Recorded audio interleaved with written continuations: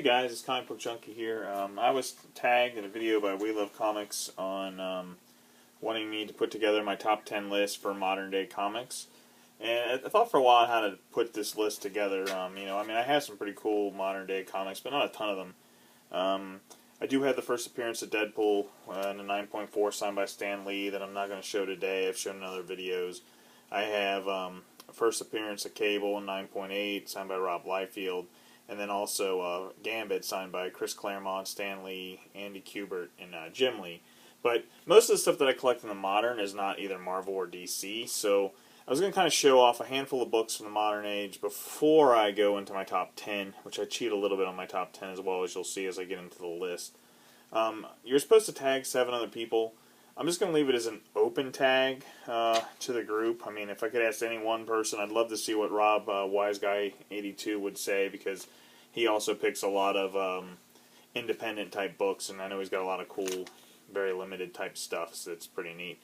So first I'm just going to show off this Lady Death, number 1. It's a Damnation Games, and it's the only book that I have that is graded in 10.0, and that's why I'm showing that one off. Next book is The Death of Wolverine. It's 9.8, signed by Herb Trimpe. This is one of the last things that Herb Trimpe did before he died, so this book means a lot to me. Plus, some of my favorite characters are Deadpool, Wolverine, and the Hulk, so this one's got the Hulk and Wolverine on here, so, I was a very big Herb Trimpe fan, so there's those. This book here is not really worth a lot of money. I don't even know if anyone else really has this book. It was an underground comic that they have made about 500 of these. I have a loose one as well as this one that I got signed by the artist in 9.9. So, but the art in this is just really neat. It's all like a pencil type. It's just really sharp. I have a graded copy of this, as well as this one here that's signed by Tim Seeley that I got signed when I went to a convention. Hack and Slash is always one of my favorite horror type books. They keep saying it's going to be made into a movie, but that keeps getting postponed, so who knows if it ever will or not. And then I have a few of my favorite variant covers. I love this Escape from Monster Island Boba Fett one. I believe that was limited. Yeah, it was limited to 350. And then we have Niobe. There's only 100 of these. And this is the Hawkness variant. The blue on this is just amazing. I just love this book. I also have a couple of Stuff of Legend rare ones. I do not have the first one. I really missed out on bidding on one of these. Only went for, I think it was under $200, the original. This is the second print, limited to 500, but the original is limited to 100. There's a couple listed on eBay, but they all went like $1,000. It's pretty ridiculous. And then I have a couple of this one. I really love this cover. Last one of these I picked up for $10, so that's pretty neat. There's only 150 of them. Then this here is Josh Blaylock's first work. For some of you that know me, know that Josh and I went to high school together, and it's not worth anything, and it's definitely very limited because he had a very small print run of these printed here. I don't know if it's just in Cincinnati, I think, but you can see them on eBay, but they're not really worth anything. And then also wanted to show off, this when I grew up, modern age for me was Wizard Comics. I mean, Wizard was, I love reading through Wizards. This is the number 1. Looking at what they thought was going to go up in value and stuff, and seeing the comic values. Just as a kid, I spent hours going through these magazines.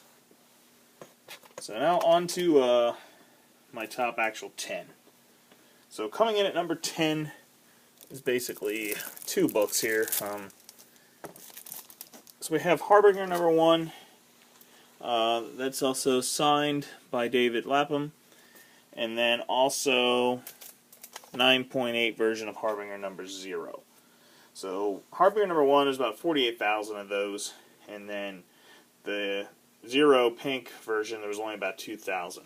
I was always a really big fan of Valiant, still am. The stories were really good. I have a lot of the complete collections of those. But there was always to me, you talk of the modern age, you know, it was Image, Valiant, there's stuff that when I was a kid, that I was reading a lot of. Now, most of the Image stuff I've gotten rid of, but I've kept all my Valiant stuff.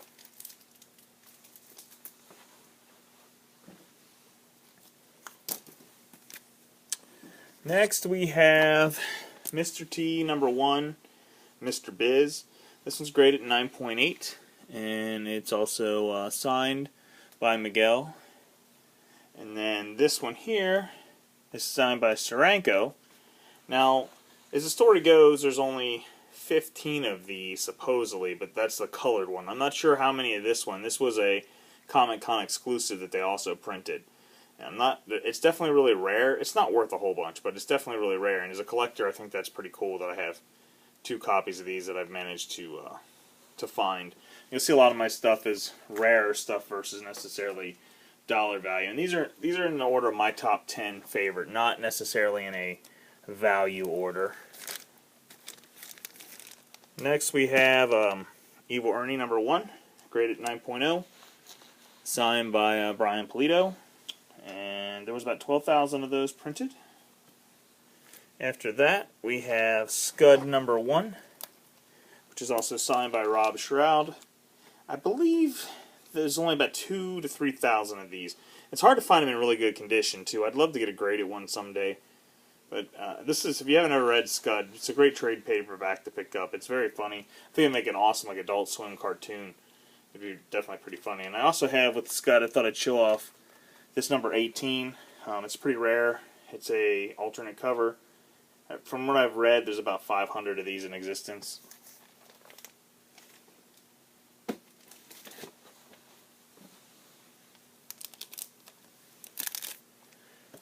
Next, we have a first print Johnny the Homicidal Maniac in 9.4. There's been, gosh, I don't know, 15 to 20 print runs of this book. I just love this cover. It's a very hard first print to find, and I really enjoy, like I said, finding books like that. I think there's about 2,000, but I'm not entirely sure on that one. Then, I'm a big fan of the Goon, so I'm going to show off a couple of those. We had Dreamwalker 0. That's also signed by Jenny Gregory. And this is really a high-grade copy. There's not really anything wrong. This is really the first appearance of the Goon. It predates Goon #1, which I got here. That's a 9.2. And then I also going to show off a Bestsellers #1 in 9.6. That was kind of like a test run of the Goon. It was called Monster Boy in that, so it's not really, you know, his first appearance. It's like a test run type deal. And those were all on pretty low print runs. I mean, the Goon #1 was about 2,200. Bestsellers was only about 1,000, and then the other one is about 3,000. But definitely hard. It seems to be harder to find. So next up we have is Hellboy. Now this one here is signed by Mike Magnolia, but I don't have a graded copy of that. It's a pretty high grade copy. Now included with that one, I'm also going to show you San Diego Comic-Con, which I believe there's only about 1,500 to 2,000 of. That's 9.6 grade. And then here's the really, this one seems harder to find, Dime Press #4 in 9.6 grade. Hellboy's on the cover. This is really the first book, but he looks a lot different there when they were trying him out. So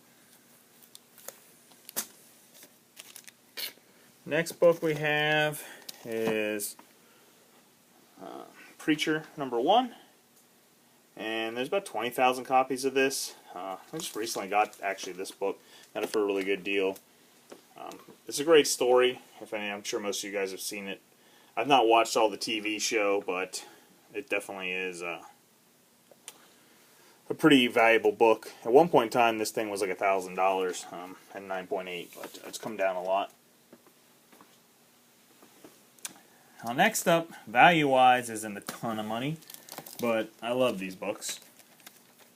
So we have Curse the Pirate Girl #1.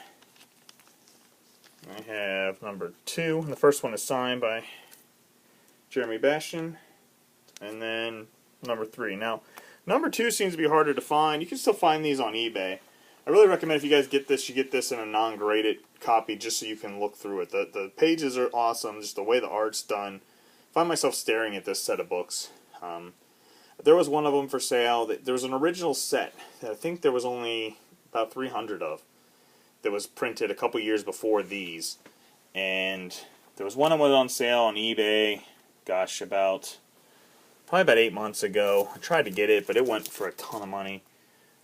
It's just a book that I really love. Value-wise, those aren't worth a ton. I do have a graded 9.8 copy of number 1. And then my number 1 book, well, all these have been independents except for my number 1. My number 1 is the first appearance of Harley Quinn. Harley Quinn I've always been a huge fan of. This one's graded 9.8. It is PGX, but it does look, to me, like it really is a 9.8. And it's also signed by Bruce Timm. So it's my most prized book in my collection. Like I said, I mean, I'm also a huge Deadpool fan. I didn't pull that book out, but... Oh, sorry, my phone's going off. But I didn't pull that one out. However, I mean, there's millions of that book printed. I'm not sure what the print run is on this one either, but I love Harley Quinn, and I just want to show off the books that are more important to me, necessarily on the, what was the most valuable books. Hope you guys enjoyed this. Please make some videos if you can, and talk to you all later.